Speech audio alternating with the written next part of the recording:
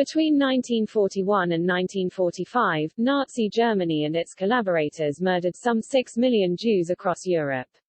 They killed around two-thirds of Europe's Jewish populations. Tens of concentration and extermination camps include Auschwitz, which comprised more than 40 different concentration and extermination camps, Belzec and Treblinka. All three of these were in German-occupied Poland. A documentary has exposed the nature and scale of Treblinka, one of the deadliest camps. It operated between July 23, 1942 and October 19, 1943 in a remote forest northeast of Warsaw.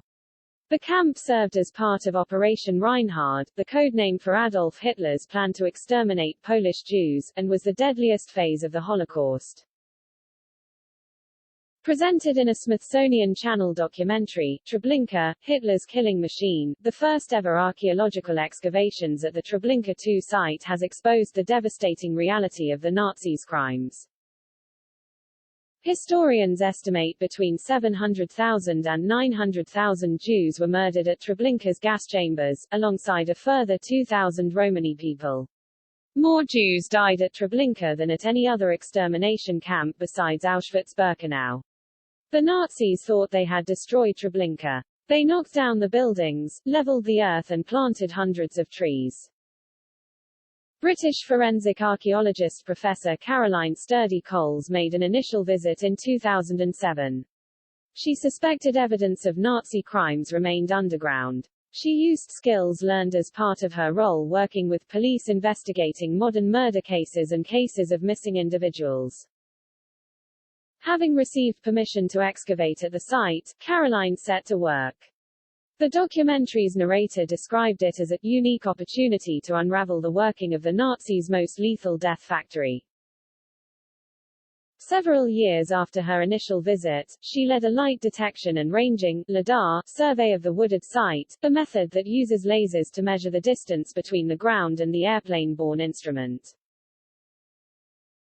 Depressions and mounds in the ground can be detected. They found a number of previously unknown depressions, which Caroline wanted to investigate by digging test trenches. After 5 hours of work, one of the team members discovered the jaw of what appeared to be a child.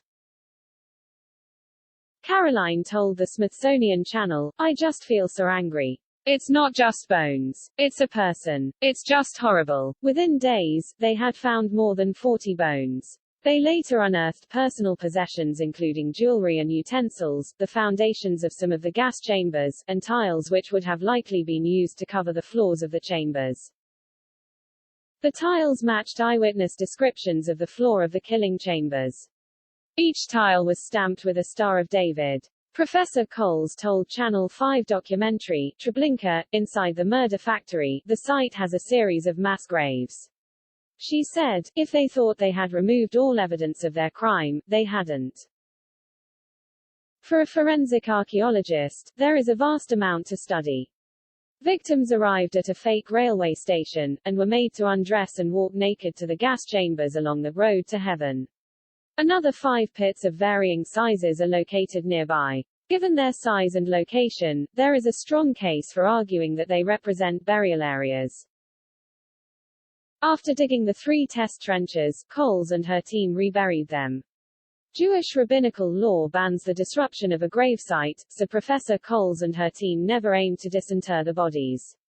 She sought input from Jewish authorities along the way, given the sensitive nature of the work.